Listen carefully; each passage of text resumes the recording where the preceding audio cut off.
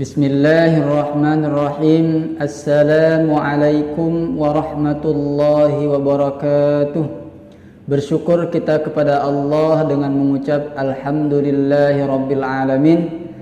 Salawat kepada Nabi Muhammad. Allahumma salli ala Sayyidina Muhammad wa ala ali Sayyidina Muhammad. Baik, para pecinta Al-Quran, alhamdulillah kembali lagi bersama kami di Hamasa Quran. InsyaAllah pada hari Jumat yang mubarak ini kita akan membahas dan mempelajari tahsinul Quran, yaitu memperbaiki bacaan Al-Quran kita. InsyaAllah pada siang hari ini membahas tentang atau membenarkan bacaan surah An-Nasr. Baik, para pecinta Al-Quran, langsung saja kita masuk kepada materi pembahasan kita pada siang hari ini. Yang pertama yaitu kita perhatikan pada ayat pertama. Di situ berbunyi kalimat idza jaa nasrullahi wal fath. Nah, perhatikan, yang pertama yang perlu kita perhatikan adalah huruf hamzah. Huruf hamzahnya di situ berbaris kasrah. Karena itu kita baca tipis, ya, kita baca seperti membaca huruf Latin huruf I, ya. Jangan kita baca jangan ezaja, salah. Membacanya yang benar yaitu dengan I. Suaranya idza, jangan eza, salah. Jangan dibaca tapi dibaca dengan i yang sempurna. Itu yang pertama. Kemudian yang kedua adalah huruf za. Perhatikan di situ ada alif, ya. Setelah huruf za ada alif. Oleh karena itu menjadi hukumnya mad tabi'i yang panjangnya 2 harokat atau 1 ayunan. Oleh karena itu kita berikan panjang 2 harokat atau 1 ayunan. Idza ja. Nah, panjang dulu huruf za-nya baru masuk ke huruf ja. Kemudian selanjutnya pada huruf ja, ya, di situ ada huruf jim, kemudian bertemu dengan alif dan juga ada hamzah di situ, ya. Maka menjadi hukumnya mad wajib muttasil. Apa itu mad wajib muttasil? Nah, ini mad wajib dengan mad jaiz munfasil ini bedanya sedikit, ya. Nih, pengertian mad wajib muttasil adalah mad asli atau mad tabi'i yang bertemu dengan hamzah di satu kalimat.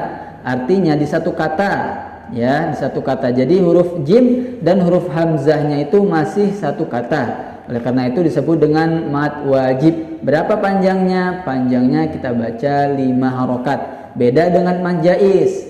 Mad jaiz yang artinya boleh. Nah, jadi kita boleh membacanya 4, boleh membaca 2, ya. Jadi tapi mad wajib atau mad jaiz kita beri panjang 4 harokat.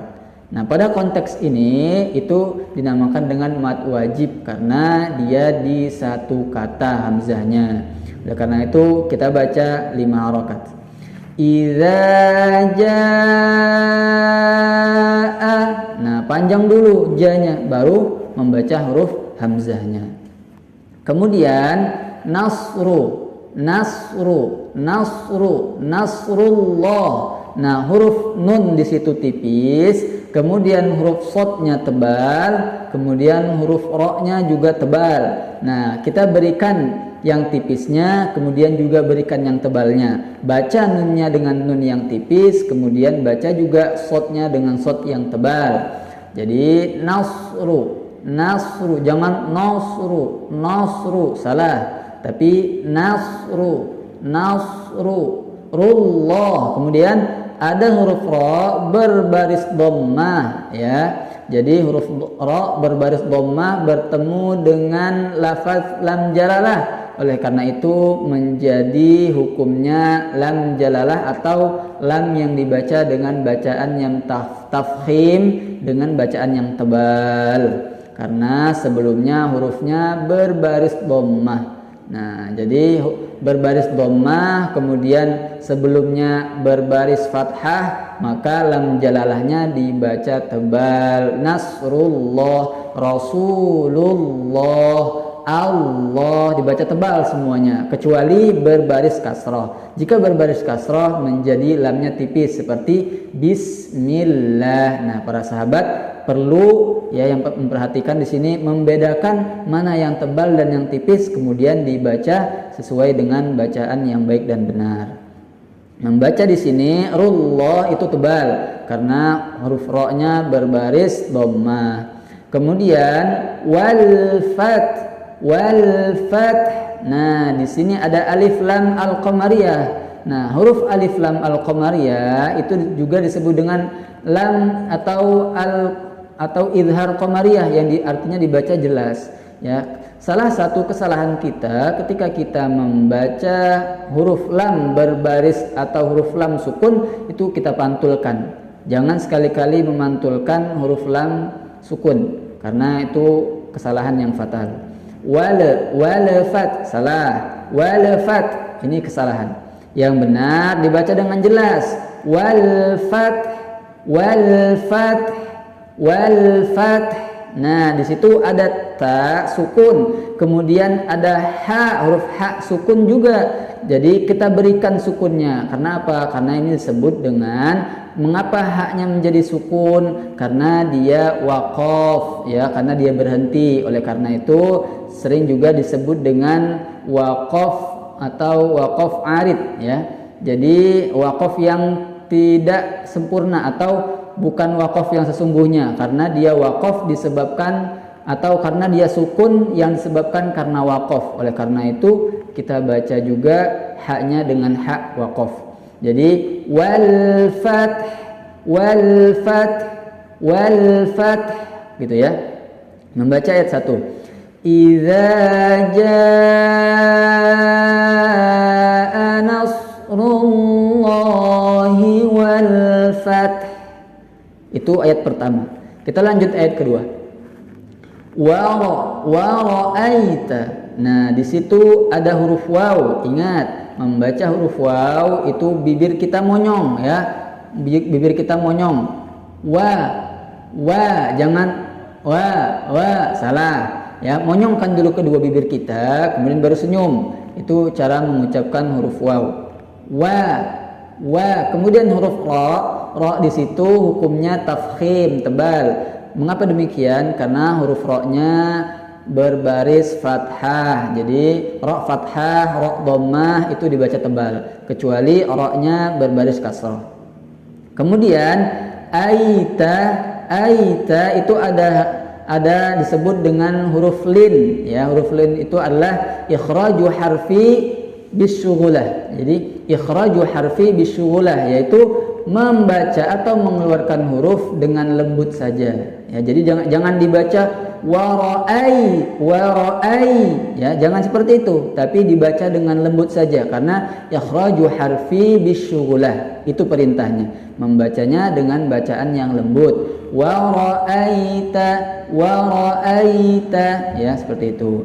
Kemudian wara'aitanna, di situ ada alif lam asyamsiyah, kemudian ada nun bertasjid, maka jangan sekali-kali ditekan ya. Huruf nun dan mim tasjid tidak boleh ada penekanan di situ.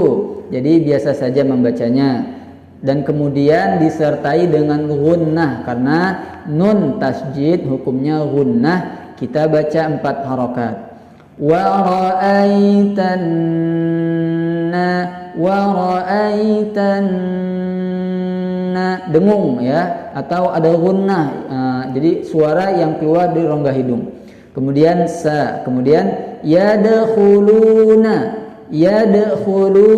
huruf dal sukun hukumnya adalah qalqalah, maka kita berikan sifat qalqalahnya. Apa itu qalqalah? Qalqalah artinya memantul. Jadi para sahabat sekalian dimanapun antum berada, jika antum menemukan huruf dal sukun, maka harus dibaca dengan bacaan yang memantul. Jadi yad, jangan yadkhulu tanpa pantulan, salah. Membaca yang benar adalah dengan pantulan, yadkhuluna. Ingat, kemudian huruf kha-nya dhammah, huruf lamnya dhammah. Ingat, dhammah tidak akan pernah sempurna jika tanpa intimamus syafatain. Tidak akan sempurna huruf dhammah jika tidak memonyongkan kedua bibir. Oleh karena itu, monyongkan kedua bibir kita agar huruf-huruf yang dhammah itu menjadi sempurna. Yadkhuluna,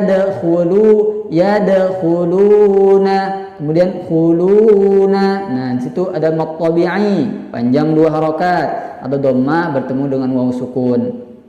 Kemudian fi dini, mad tabi'i semuanya, fi mad tabi'i. Kita beri panjang 2 harokat. Kemudian di mad tabi'i kita beri panjang 2 harokat. Ada kasrah di situ bertemu dengan ya sukun, fi panjang 2 harokat. Kemudian huruf dalnya juga sukun.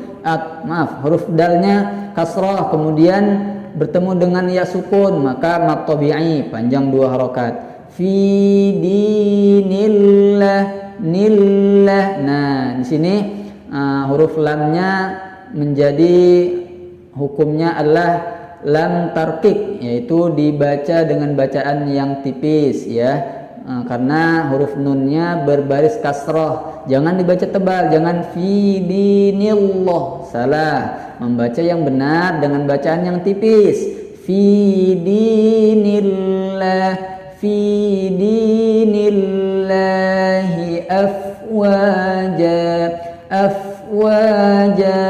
Kemudian ada wa di situ, ada alifnya, maka panjang 2 harokat. Kemudian ja juga panjang 2 harokat. Afwaja. Membaca ayat kedua. Wa ra'aitan nasa yadkhuluna fi dinillahi afwaja. Itu ayat kedua. Kita lanjut kepada ayat yang terakhir, yaitu pada kalimat fasabbih. Nah, di situ ada huruf ha tipis, kemudian dia sukun. Hukumnya atau mempunyai sifat al-hamas, yaitu keluar nafas atau keluar angin dari mulut kita. Fasabbih, keluar, ada sifat hamas, kita berikan sifatnya. Kemudian bihamdi, situ menggunakan ha tipis. Jangan kita baca dengan ha yang tebal. Bihamdi ya, merubah arti, merubah huruf atau mengganti huruf dengan huruf. Ibdalu harfi biharfi adalah satu kesalahan yang disebut dengan lahan jali, kesalahan yang fatal dalam ilmu tajwid. Merubah huruf maka merubah daripada struktur kata, juga akan merubah makna dari kata tersebut. Oleh karena itu kita jaga lisan kita, jangan sampai keliru. Di sini menggunakan ha tipis, bihamdi, jangan bihamdi, salah. Fasabbih bihamdi rabbika. Ra dibaca tebal karena dia kasrah. Ra kasrah atau ra fathah dibaca tebal. Kemudian ada huruf ba-nya ada tasydidnya, maka ada nabrohnya, ada penekanan, maka kita tekan rabbi. Kemudian rabbika was. Nah, ingat sin sukun maka ada hamas ya, sifat hamas yaitu mengalir atau suara atau nafas yang keluar dari rongga mulut kita. Was gitu ya. Wastaghfir, kemudian ada huruf ra sukun, kemudian ada ha. Nah, huruf ha-nya disebut dengan sama seperti wal fath, yaitu waqaf arid atau waqaf yang tidak sempurna atau bukan waqaf yang sesungguhnya, karena dia sukun disebabkan waqaf, begitu ya. Maka kita berikan waqaf huruf ha-nya juga, huruf ha tebal. Wastaghfir. Nah, fir-nya itu dibaca tipis karena fa-nya berbaris kasrah. Kemudian yang terakhir innahu, nun jangan ditekan. Huruf nun dan mim tasydid tidak ada nabrohnya di situ. Jadi dibaca gunnah, ditahan 4 harokat. Innahu, innahu. Kemudian hu di sini hukumnya adalah mad silah qasrah. Apa itu mad silah qasrah? Mad silah qasrah adalah ha dhamir sebelumnya huruf hidup. Nah, huruf ha-nya itu menjadi ha dhamir, kemudian sebelumnya ada huruf hidup. Mana huruf hidupnya? Yaitu huruf nun berbaris fathah, maka menjadi mad silah qasrah. Panjangnya kita berikan panjang 2 harokat. Kemudian kana, kana sama ya, panjang 2 harokat, mad tabi'i. Kemudian tawwaba, tawwaba. Nah di sini tawwa itu ada waw, kemudian ada tasydidnya, maka ada nabroh, penekanan, ditekan, kemudian huruf wawunya itu panjang 2 harokat, mad tabi'i. Kemudian tawwaba, seperti itu. Baik para pecinta Al-Quran, itulah tadi pembahasan tahsinul Quran suratun Nasr, yaitu memperbaiki bacaan surah An-Nasr dari kalimat ayat pertama hingga ayat terakhir. Sekarang mari kita baca dengan bacaan tajwid dari basmalah hingga ayat terakhir. Bismillahirrahmanirrahim. Idza jaa nasrullahi wal fath wa ra'aitan nasa yadkhuluna fi dinillahi afwaja fasabbih bihamdi rabbika wastaghfir innahu kana tawwaba. Nah, begitulah tadi pembahasan kita mengenai tahsinul Quran surah An-Nasr. Mudah-mudahan kita semua diberikan hidayah oleh Allah Subhanahu wa taala sehingga kita mampu mempelajari seluruhnya daripada ilmu-ilmu tajwid yang ada di dalam Quran 30 juz. Dan mudah-mudahan juga kita diberikan kesempatan, kesehatan oleh Allah Subhanahu wa taala, dan yang paling penting keistiqomahan dari setiap perjalanan atau setiap kegiatan yang kita lakukan, terutama di bidang atau kegiatan yang mengandung ibadah kepada Allah Subhanahu wa taala. Barakallahu fikum. Wassalamu alaikum warahmatullahi wabarakatuh.